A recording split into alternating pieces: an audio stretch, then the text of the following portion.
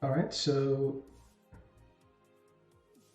if we jump into our orders section, in DecoNetwork, whenever either you're recording a credit card payment for a customer or whether the customer is recording that for themselves, let's say maybe they've approved a quote and they're now on the payment screen, or you've created an order for them and sent them a payment request, the system has always used the customer's address information that's saved to their account, right? So it's the customer would have to know, for example, if let's say that they've submitted an order with their address, but maybe they're going to pay for the order with the company address, they would have to know to go into their account and change their contact details to reflect the address information of the card that they're going to pay with.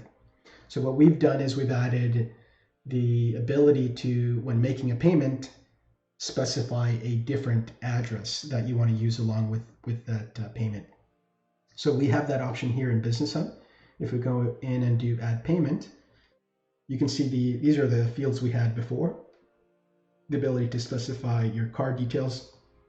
Down at the bottom, we now have this new use different address for payment option.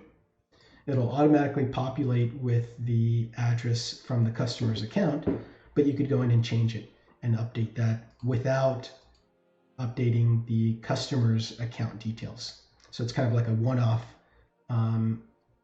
billing information. Okay, that is also available from the customer's account section when they're logged in through the web store.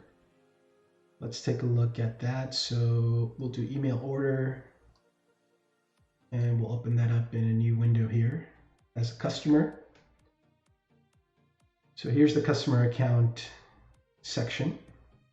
And if I go in and say pay balance, it'll bring me to the payment screen. Again, we get those familiar payment fields and this new option at the bottom, use different address for payment, which works the same way as it does in Business Hub. So this should be a great solution for, we were receiving this request for quite some time and from quite a bit of users. So great to have this finally added.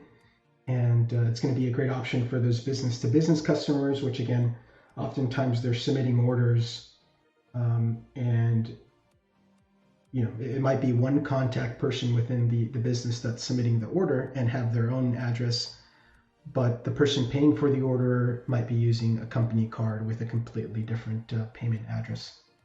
And so this is going to solve a lot of those issues that people were running into.